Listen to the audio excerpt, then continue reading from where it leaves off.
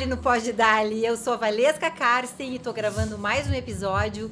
Tanto conteúdo legal que a gente gravou aqui nesses dias, mas agora a gente tá encerrando. Eu até ia embora hoje, que ir embora depois desse papo com esses dois gigantes. Olha quem tá aqui comigo, o Rafa e o Guto.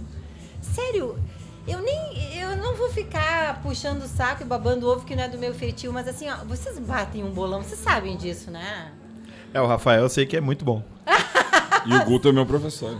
Ai, tá. Só faltou mais um aqui pra vocês elogiarem, não, né? esse é o nosso mestre daí, né? Ai, Dado, olha só quem é que tá aqui comigo. Morre de ciúme. Teus pupilos. É quase uma aula podcast, né? Quase. Teus pupilos. Olha só, muito obrigada por terem vindo aqui. Eu que agradeço. Eu até ia embora hoje, mas eu falei, não, é uma oportunidade da gente conversar. Como é que vocês conseguem estar nesse astral depois de 3 dias dessa loucura? Exatamente pelos 3 dias da loucura. A loucura nos alimenta. Eu e o Rafael, a gente tem em comum isso de frequentar muitos eventos, que é a melhor desculpa que a gente tem para não trabalhar, né? Então a gente acaba. O Rafa é um pouco mais intenso, vai na Europa, vai toda hora. Sim, tá agora vai pra diferente. Cannes, que eu fiquei sabendo, né? Eu acho que ele deve ter alugado por Airbnb a casa dele, então ele tem que achar um motivo pra estar fora pra alguém poder usar. Ah, isso! É disposto. Como é que é isso? Pra onde é que tu vai mesmo? A gente vai pra Cannes, na Riviera Francesa. Olha Um projeto só. do nosso querido cliente Kawai. Vamos fazer um café da manhã lá no Hotel Majestic. Que dia vai ser? Quinta-feira, dia 19. E é bem no início? Não, na quinta-feira, no final da semana. Já é o penúltimo dia. Que horário vai ser esse café da manhã? Das 9 às 11 da manhã. Que bom, é isso que eu ia te falar. E além não de marca comer, cedo que que a vocês galera vão toma fazer você lá? pra Vai caramba. ter um bate-papo entre o Eco Moliterno, que é o CCO da Accenture Song da América Latina, Olha e o só. Condzilla, que é um grande ícone artístico aí do nosso Sim. país. Se a pessoa não conhece o Condzilla, E ela tá produtor de errada. conteúdo, né? Ele é um Muito. gigante. Porque esse ano é o primeiro ano que Cannes está homenageando a criatividade brasileira. Aham. É a primeira vez que tem um país homenageado e o Isso. primeiro país homenageado. É o Brasil. Mas né? E né? aí a gente resolveu então fazer esse painel para celebrar isso através de uma discussão com 2 pessoas que são ícones dessa temática, né, da criatividade brasileira. Tá, então a gente está falando de criatividade. Antes de falar da palestra do Guto hoje de manhã, que foi de umas coisas mais criativas, a forma como ele apresentou toda a questão do Santiago, que foi uma forma muito criativa, mas eu fiquei muito angustiada porque eu queria ir lá e alcançar água para ele tomar, porque ele se emocionou tanto quanto a plateia. Que coisa mais bonita poder trazer essa experiência para as pessoas daquela forma, Guto. Como que tu te inspirou para fazer aquilo? E que bom poder se emocionar, né? Nossa, mas não tem como não, Enquanto né? a gente se emociona é porque ainda tem sentimento, né? Nossa, mas aí como que não vai ter com tudo que vocês passaram e todos os avanços? Eu acho que foi bacana, acho que vamos medir pelo resultado, tá? Antes de subir ao palco, apenas por ter colocado na programação esse assunto, um querido amigo em comum, que é um dos guris da Dobra, me procuraram e falaram o seguinte: Augusto, vi que tu vai falar sobre ser pai atípico, um casal de amigos meus teve filho, eles não têm muita condição e a filha deles tem uma doença não diagnosticada, eles não sabem muito bem o que fazer. Tu tem alguma referência que eles possam ir atrás? E aí eu lembrei da Marta Rosinha, que faz um trabalho fenomenal com o filho dela, criou um instituto. Eu falei, cara, eu vou te apresentar a Marta. Eu olhei pro lado aqui, olhei pro outro, quando eu vejo a Marta aparece na minha frente, ela e o filho dela. E eu, cara, olha só, é dela aqui. E antes de eu subir no palco, os advogados do Instituto da Marta já tinham entrado com uma ação para que essa menina possa ter o mesmo tipo de atendimento que o meu filho tem. E então, se a gente for medir pelo resultado, o simples fato de fazer o nosso trabalho de curador e incluir esse tipo de assunto num evento que se propõe a mudar o futuro, ele já provê resultado imediatamente. Sim. Aí depois que eu terminei a palestra, eu recebi uma série de abraços, foi muito legal receber todo esse carinho. E eu acho que o amor, ele alimenta. Porque foi a única coisa que eu comi além dos chocolates que tu me deu agora hoje. E aí, pelo menos umas 20 pessoas dividiram comigo experiências de ter filhos que estão aí dentro do que abrange os pais atípicos, de ter familiares, de ter tido pai, que o pai fugiu porque o irmão tinha paralisia cerebral, ou que estavam ali se preparando para ser pais, tiveram uma perda gestacional ou algo do gênero. Então, eu acho que dá para medir o resultado, não sei, acho que devia ter umas 300, 200 pessoas ali, uns 10% se identificaram e sentiram acolhido a sua própria trajetória pela maneira com que a gente trouxe. Então, se eu for olhar para resultado, 10% de conversão, né, Rafa? É uma excelente conversão. Essa é uma boa mente. E então, eu acho que esse é o resultado. E conseguir...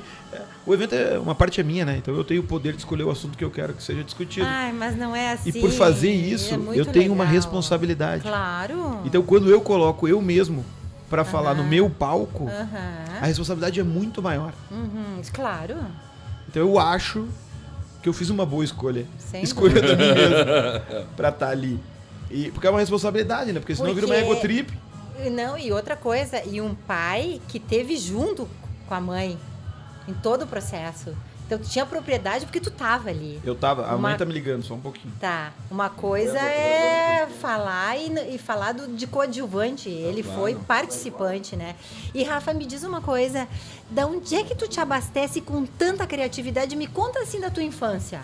Um pouquinho que tu quiser. Tipo assim, quando eu nasci, não pode dar uma abreviadinha, mas assim, o que foi mais relevante? O que vem à tua cabeça? Eu nasci na periferia de Gravataí, né? Filho do seu Paulo e dona Kátia. Minha mãe estudou até a 4ª série só. E fazia faxinas, né? Limpava a casa das pessoas. E eu ia com ela nas faxinas porque ela não tinha com quem me deixar. Uma dessas pessoas que ela fazia faxina era uma professora de português.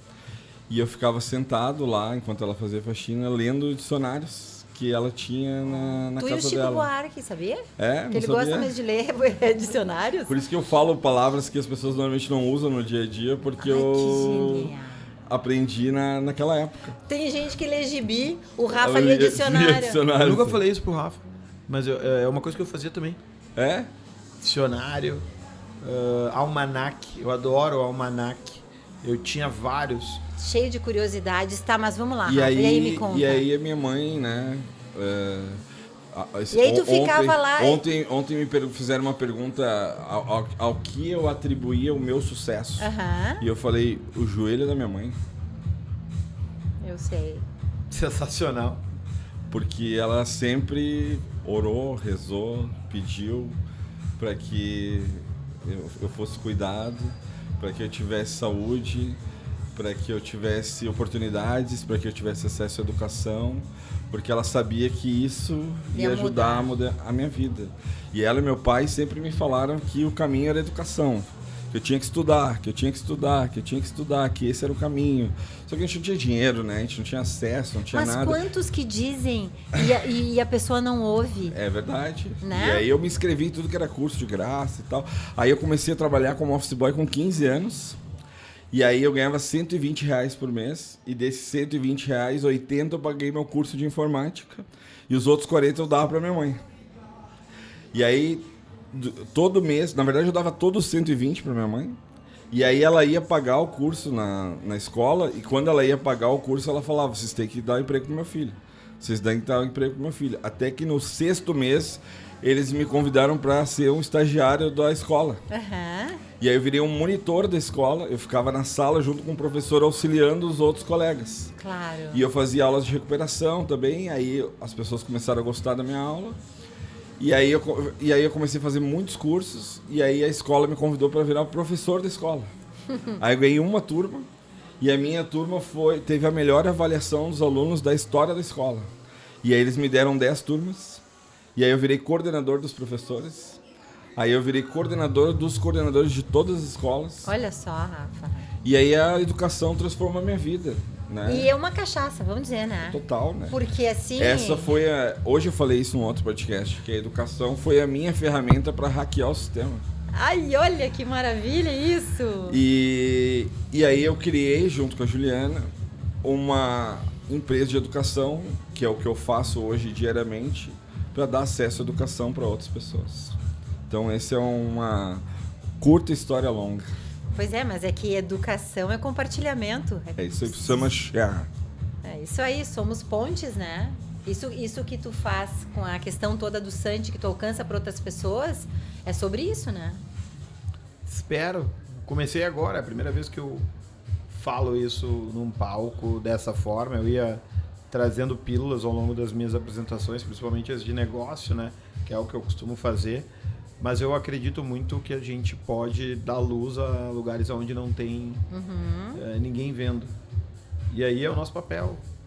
Mas se a gente vai falar de cenários de futuros, ou de futuro, como é que é, Rafa? O que tu acha que é futuros ou futuro? O futuro eu digo que ele é relativo, né? O que é o futuro? Porque assim, quem não veio na Gramado Summit não viu o futuro. Sim. Quem veio, viu. Né? Mas... Talvez o que a gente falou aqui, tem gente que vai ter acesso daqui a um ano. Né? Então o futuro é relativo. Eu digo que o futuro já está aí, só está mal espalhado. Né? E esse evento ele ajuda a espalhar, né? O que é o futuro. Né? Porque inclusive a gente fez a curadoria de um evento e a gente chamou de o futuro do presente. Né? Que é isso, né? Eu prefiro muito mais falar sobre o futuro do presente do que sobre o futuro, né? Porque o futuro é uma coisa que é difícil de explicar, né? O que é o futuro, né? Ontem a gente estava falando com um palestrante e ele estava falando que ele já fazia IA e outras coisas que a gente está falando há 10 anos atrás. Né? Então, assim, ele já vivia o futuro, o que hoje para pessoas é presente. Então eu prefiro falar o futuro do presente. Tá bem. Essa é a forma que eu costumo falar. Então, assim, falando de futuro do presente, a gente não pode deixar de falar em infância, porque é o futuro. E para falar em infância, a gente precisa falar do chão da infância, que é o brincar, é o estar com, é a presença dos pais, dos responsáveis. Então, tá aqui um assunto como que tu trouxesse hoje, ele é fundamental. A gente está numa cidade que promove muito isso, né? Promove o brincar, promove essa integração. E eu acho bacana reforçar essa oportunidade. Umas pessoas chegaram para mim aqui, profissionais que a gente encontra em eventos pelo mundo aí, do Google, da Magalu, da Renner, nossos clientes, patrocinadores nossos maravilhosos, que falaram o seguinte: cara, as pessoas vêm com a família nesse evento. Eu vi muitas crianças, vi até o Pipoca. A Pipoca. A Pipoca, a cachorrinha da família. A Pipoca foi parar na capa da 0 Hora. Ai, que amor! E isso é porque eu acho que a gente não pode imaginar o futuro sem a família, sabe? A gente não pode imaginar o futuro sem as crianças. Eu e o Rafael temos aí, nutrimos uma admiração pelo um professor americano chamado Scott Galloway, que ele vem trazendo nas suas apresentações de negócio e de tendência uma visão sobre o papel do homem dentro da sociedade e como nós homens, desculpa pessoal que eu mexi no microfone, não dá nada. Nós homens temos deixado muito a desejar no nosso papel perante a sociedade. E eu gosto de trazer uma leitura bem simplista, assim, que é: se nós não tivermos filhos, a gente não vai perpetuar a nossa sociedade. E não existe filho sem mãe. E se a gente não rever a maneira como a gente trata a maternidade, seja no meio profissional, seja no meio social, seja como um todo, a gente não vai estimular as pessoas a terem filhos. As comparações sobre os valores de remuneração das mães e das mulheres que escolhem não ter filho é muito complicado, porque acaba tendo uma remuneração maior aquelas que não têm filho. Sim. Então, assim, a desigualdade que a gente tem de gênero, ela vai migrar para essa desigualdade. As pessoas que optam por perpetuar a sociedade e aquelas que optam por não perpetuar. E eu não estou aqui querendo dizer que as pessoas não devem ter o direito de escolher. Não é isso. A gente, como sociedade, tem que proporcionar que essa escolha não seja uma escolha de mudar negativamente a perspectiva de carreira. Isso influencia também nas organizações onde eles possam ter, eu sempre falo assim, não precisa aliviar o trabalho ou o projeto daquela mulher, mas criar condições para que ela tenha condições de cuidar da sua criança, de organizar alguma coisa em casa e depois vai lá e compensa. É isso aí. E retoma, então a gente precisa, para ter isso, falar sobre isso. Mas às vezes me perguntam assim, o que eu penso do consumo da educação, o que as crianças vão consumir no futuro em relação à educação. E eu acho que tudo tem a ver com a infância, porque as memórias afetivas, as boas ou as ruins, elas vão influenciar no consumo do futuro. Com certeza. Então a gente precisa pensar sobre isso, precisa pensar quem é que está educando as nossas crianças, de que forma está estimulando e o espaço dessas crianças de serem crianças, né? Não, esses dias eu até escrevi uma matéria na Zero Hora, né? Que sou colunista da Zero Hora. No outro podcast que a gente tem, nessa hora a gente fala que isso é uma estrelada. Só pra matar a saudade do aula só podcast. Pra fazer um contexto, que é... o título da matéria é O que perdemos com a tecnologia. Porque é fácil dizer o que ganhamos, mas o que perdemos, né? Então, e aí eu fiz um início do texto falando sobre o que eu ganhava quando eu ia para uma aula presencial. Sim. O que eu ganhava, o que eu aprendia pegando o ônibus, encontrando meus amigos numa lanchonete. Sim. E aí indo até o colégio, aí no recreio, não sei o que, rarará. Óbvio que a tecnologia deu acesso a mais pessoas, a estudar online, rarará. Mas o que a gente perdeu? Né? O que falta, o estar com, né? E aí eu trouxe outros exemplos. O streaming é maravilhoso, mas o que o streaming não tem que ir ao cinema tem, né? Pedir um iFood é fácil, é bom, é prático, mas o que a gente perde de não cozinhar a gente mesmo, né? Então eu acho que a gente está amadurecendo para um momento, para nossa relação com a tecnologia, que vai de encontro ao que tu estava falando, isso que eu tô falando, né? Que é eu digo que a tecnologia não tem bula, né? A gente só usa. E depois vem os efeitos colaterais, né? E aí a gente começa a entender, né, qual a relação que a gente realmente quer ter com aquilo. E a gente vê que, na verdade, o que muita gente estudou lá atrás sobre pedagogia, andragogia, tem um porquê daquilo existir. Mas, Rafa, deixa eu te perguntar uma coisa em relação a isso que você está falando. Nós não somos nativos digitais, nem vocês, nem eu. Sim. Então, assim, a gente pode fazer essa comparação porque a gente viveu sem. Sim. Então, isso que tu está trazendo me faz todo sentido. Mas para essa galera que vem nativo digital, eles não vivenciaram. Para eles é só assim, de pedir, de não estar junto. E a pandemia mostrou, vocês não têm noção, o que é a dificuldade dessa galera porque assim, a gente pensa que foi pouco tempo com a pandemia, mas é relativo o tempo. Que a gente tem muito tempo, né? Aí foi pouco. Mas agora quem tem pouco tempo de vida, na adolescência, assim, eles perderam a capacidade de se relacionar entre si, porque era tudo por aqui. Até vídeo aqui, mas quando tu vai olhar no olho, tu vai ter que ter o retorno. Então isso se perdeu muito, né? Então, aí, pra mim é muito ruim, porque eu sou muito mais bonita ao vivo. Eu acho. Aliás, pode falar aí. Você tá vestindo tênis, calçando tênis. Eu tô usando o Vans, né? O tênis oficial da Gramado Summit. E o moletom? Esse aqui é da coleção de Punta del Este. Só pra quem foi. Gramado Summit Punta del Este. E tu fazendo propaganda do jeito. A próxima vez eu vim na Escola Caracol. O teu é Espírito Santo ou é Research? Research. Nossos amigos da Research. Tô aqui de Research também, grande Abília. Mas que fez nossos moletons. Escuta, deu. Era falar isso. Mais? É isso. A gente poderia ficar horas falando. Eu fiz uma frase boa hoje, eu posso falar uma frase? Claro. Vai lá. Me perguntaram sobre dinheiro, sobre relação com dinheiro. Eu falei, cara, o dinheiro é um stories. Difícil é escrever um livro. Sim, é vero. O que isso quer dizer? O dinheiro a gente ganha, perde, né? No outro dia já não tem mais e tal. Precisar de uns dias pra interpretar. Difícil é tu escrever um livro, tu criar histórias, tu viver coisas, fazer algo... Repertório, né? E a gente ficou refletindo sobre isso, né? Porque um evento como esse tem muita startup que vem buscar dinheiro, né? Vem buscar recursos, né? E a gente fica muito em volta disso, né?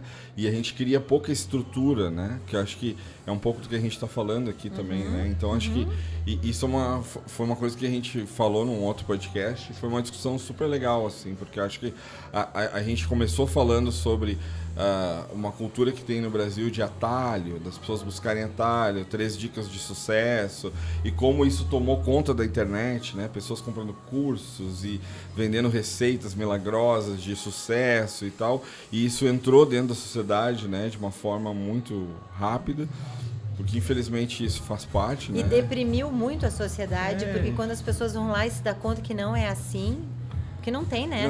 Tem que gastar joelho rezando e trabalhando muito, né? Eu sou dessa. Eu sou dessas. O sucesso é joelho. Quantas vezes eu tô lá na minha escola e eu tô ajudando a mulher da limpeza, ou tô mostrando para ela como é que eu acho que tem que higienizar o banheiro, onde as crianças passam a mão no corrimão, que o ranho ou isso aí. ou eu tô dando colo pra uma criança que tá doente. É a vida, entendeu? Nem sempre eu posso estar aqui. Agora, falando em dinheiro, quantos milhões vale essa conversa? O Guto fez uma frase boa na janta ontem, da mentoria. Qual? Vou te dar R$1 milhão. Sim. Qual é a frase? Isso aí é um meme que às vezes o cara vai lá e diz que tu vai ganhar.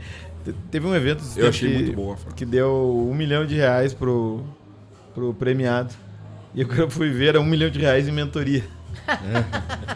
Mas dependendo da mentoria do Guto, o cara vai ganhar R$1 milhão. Não, eu acho que a gente não pode... para alguém que precisa de R$1 milhão, não vale R$1 milhão em mentoria, sabe? Quem paga R$1 milhão em mentoria é quem está em outro patamar. Sim, é Às uma vezes hipérbole. Não, mas a nossa é uma hipérbole. Mas tem gente que trata isso... De fato, como de uma fato. real. Eu vejo que essa conversa vale a pena. Eu acho que esse é o valor.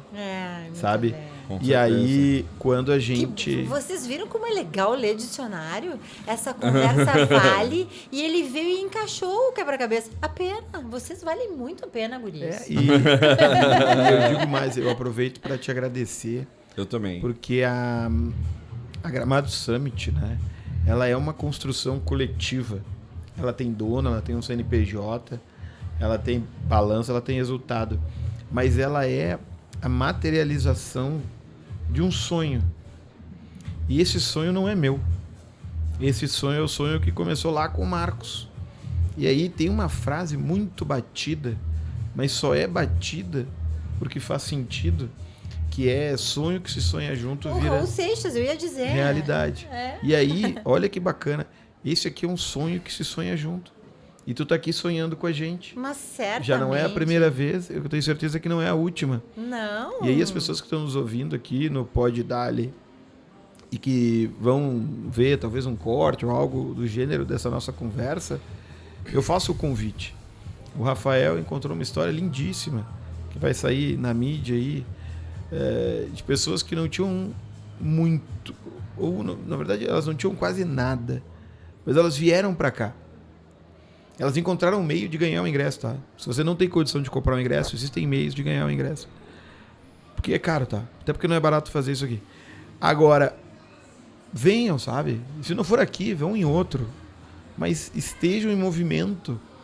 Criem a sua própria onda para tentar encontrar a sua oportunidade. E vocês têm uma coisa que eu acho tão legal que eu vou dizer para vocês. Porque e aí não precisa trabalhar também. A gente não conversa tanto quanto a gente gostaria, porque tem as agendas todas apertadas. Mas quando conversa é bom. Mas vocês falam em ganhar dinheiro sem culpa. Claro. E isso é muito legal. Sabe, eu tô aqui, mostro a casa. Eu falei esses dias, não fui eu que criei o capitalismo. Coisa boa, gente inteligente, né? Não, esses guri leram o dicionário e assimilaram, gente. Ai, obrigada. Não fui eu que criei o capitalismo. Eu acho que o recurso, né, o dinheiro, ele facilita, ele te dá liberdade, né? Quando eu terminei a minha palestra, eu fiz alguns resumos de aprendizado.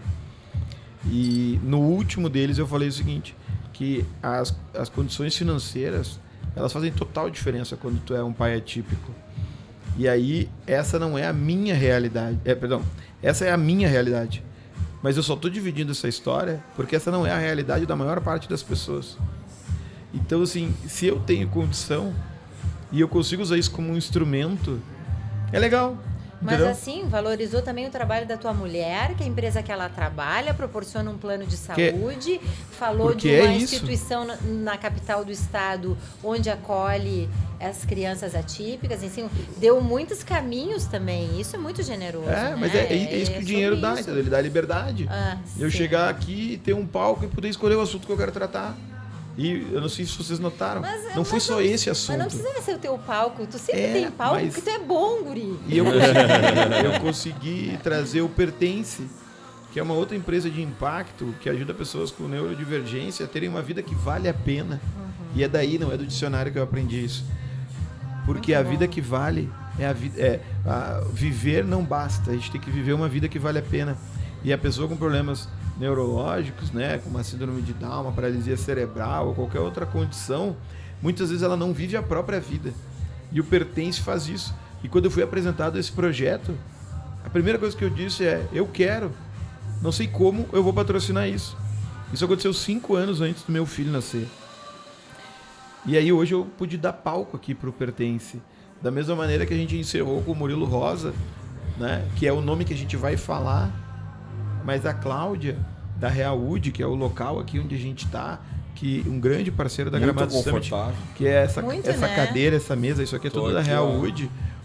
Ela escolheu Se eu não tivesse saído, o tempo dela para falar na Gramado Summit, para botar o Murilo Rosa, para atrair pessoas para escutar o Alex Durante, que é o fundador da Fundação Cromossomo 21, Sim, que cuida com pessoas com síndrome de Down. Também. Então, assim, a gente tem o poder e dinheiro dá poder. A maneira como a gente usa, ela fala sobre a maneira que a gente enxerga o mundo e sobre o livro que a gente vai escrever. Senão a gente acaba se perdendo só nos stories. Vocês vão escrever um livro, os dois? Olha, podemos... Vamos começar o sonho? Não sei se eu tô no patamar do Rafael para escrever. Eu posso escrever o prefácio. Olha... Não sei se eu tô no patamar do Rafael para escrever. E a irmã do Guto vai fazer Carol o projeto edita. do livro. Então tá. Eu acho que eu ainda preciso viver mais O uns ano capítulos. que vem a gente lança na próxima Gramado edição. Summit. Na 9ª edição vem o livro dos guris. Não prometo porque eu... Tá, mas a gente vai tentar, tá? A gente vai tentar. Então tá, gente. Olha só. Muito obrigada. Eu queria agradecer a produção, esses queridos que estão com a gente. Parabéns, produção. Sabe? Obrigada, Bruna. Ai, eu sou ruim de nome, me diz o nome desse amado. Felipe. E vou dizer o Felipe e a Gabi e a Ali pela oportunidade de eu estar aqui compartilhando com ela o espaço dela também. Muito obrigada para todo mundo. E outra coisa, atrasou tudo. E quando eu falei que era com vocês, você viu o sorriso no rosto, é sério, dessa gente querida aí. Mas é que quando isso faz é muito sentido, legal de ouvir, quando né? faz sentido, vale a pena. Vale. Então, obrigado a vocês isso. também. A Gramado Summit, ela existe por conta de vocês. Vocês fazem parte. E é uma construção coletiva de verdade. De verdade, vocês registraram momentos, viveram coisas aqui. Vi uns bobão aqui derrubando o microfone. Mas faz parte. E que legal que a gente pode ter esse encontro. Nos vemos em Punta del Este. Olha, quem sabe vamos falar em espanhol. Sim, como não. Mari, obrigada por estar aqui também, tá? Querida, coisa boa. Então tá, gente. Beijão e até a próxima. Valeu. Pode dar, Ali. Vai, Gramado Summit.